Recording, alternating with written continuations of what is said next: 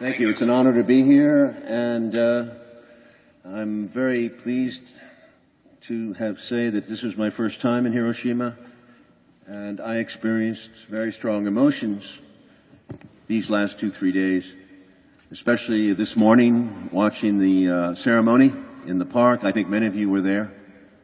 I think it was a very well done ceremony, and I think the best of the Japanese spirit, the best of the Japanese consciousness was evident today. But as with much of the Japanese character, from what I can tell, there was also much hypocrisy today. There was also much talk of peace, nuclear abolition, and people like Prime Minister Abe was saying these words. But I did not believe him.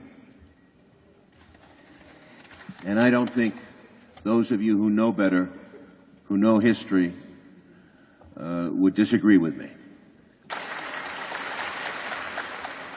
I am 67 years old, and Peter and I wrote this we wrote about 70 years of American empire.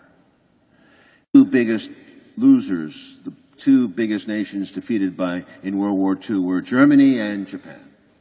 Look at them side by side and think about that, because in Germany we see a country that literally turned inward and examined itself and felt very guilty about what had happened and what they did to militarize the wars. They apologized, and more importantly, they became a moral force in Europe for peace, a real moral force. Throughout the 1960s, 70s, they lobbied and protested. They were always anti-nuclear. They never would militarize to the degree the American forces wanted them to. And when Iraq rolled around in 2003 under Chairman Gerard Schroeder, they said no to the Iraq War. France, Germany, and Russia said no to George Bush. But when I look at Japan since World War II, I see great culture, beauty. From my point of view, I see great movies.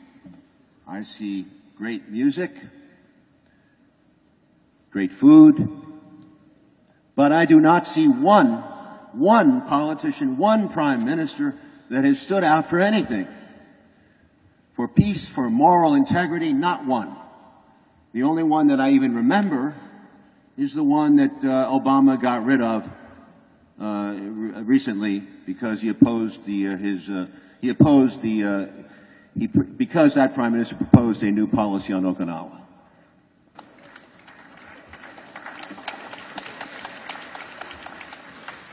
I think my question is to you. My question to you is, why? Why? Germany, horrible experience. Look what they did, what they mean. They mean, for me, still a peacekeeping force in the world. Japan, no. You are simply a satellite state, a client state of the United States. You have a great economy, great work ethic, but you don't stand for anything. When I left Vietnam in 1968 as a soldier, and the 73, I thought this was over. I thought we were in a new era, a new age. The United States was finished with its Asia preoccupation. I thought so. But lo and behold, after disastrous wars in Afghanistan and Iraq, and frankly in Kuwait too, after these Middle Eastern adventures, the United States is back in Asia with Obama's pivot to Asia. This policy is not about North Korea. That's camouflage. That's nonsense. It's rubbish. It's about China. And it's about a containment of China the same way we tried to contain the Soviet Union after World War II. The Soviet Union, we inflated into a monster. China, we are already building it up into a superpower that threatens our sole superpower status. This is a very dangerous situation. Obama is a snake. He talks soft, but he's ruthless.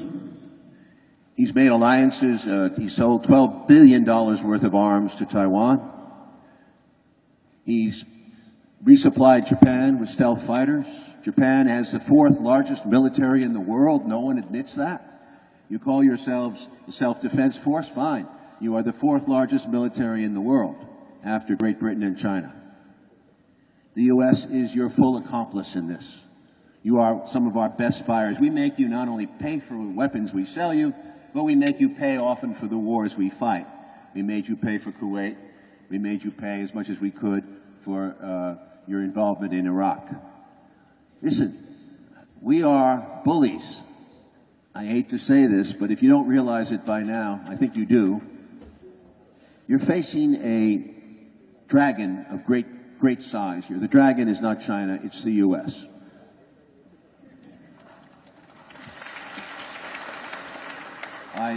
4 days ago, I was in Jeju, Korea. I just come from there where South Korean Navy is building the largest naval base 400 kilometers from Shanghai, destroying a natural World Heritage Site, UNESCO site, a soft coral reef, despoiling the land and the water of the inhabitants of Jeju. Far worse than Okinawa because it's right on the front line with China. They're going to build it so deep. The harbor is a natural great harbor. They will build it so that the George Washington, the largest aircraft carrier in the world, carrying all kinds of nuclear missiles and goodies, is going to be able to sail through Jeju and control the sea lanes to China. South Korea, armed to the teeth. Japan, armed to the teeth. Philippines, huge investment by the U.S. We've returned to the Philippines. We've controlled the Philippines. We're back in Subic Bay, down to Singapore, a new alliance with Australia, certainly where we already sent Marines, a stronger alliance than ever with Taiwan. All these islands that are ringing China. Vietnam, where I serve, is now our ally militarily against China. We are looking for arrangements in Myanmar, Thailand, etc., and Cambodia. And I heard India. Of all places, India was always non-aligned, but now they have made some kind of new agreement with our military. This is very dangerous. This is the beginning of like NATO started as a defense arrangement, and it turned into an offense arrangement. The same thing will be true here. This year, the specter of war has returned to Asia. Obama loves Abe. Abe loves Obama because he knows he can get what he wants. Among other things, he would like the Sakaka Islands. Now, I can't comment on that. It seems to me a crazy thing to fight over. But it's not worth it. These are small islands. What matters is that the spirit of Japanese nationalism is being revived with this nonsense from Abe and his group about World War II, about China, the rape of Nanjing, the comfort women in South Korea, etc., etc. So you can talk all you want about peace and nuclear abolition, but the poker game is run by the United States.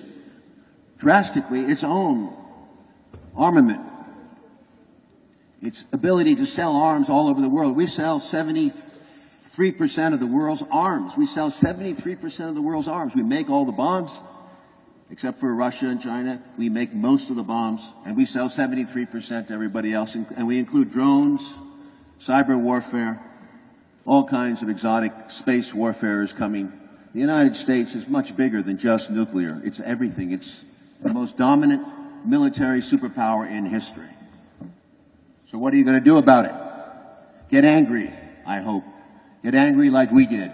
We've put 5 years of our life into this book and this movie to try to tell people, educate the younger generation about the dangers and the arrogance of being a sole superpower and a growing tyranny that has to eavesdrop on the entire world, put people in jail without motive, disappear them, keep secret files, secret courts, endless big brother state.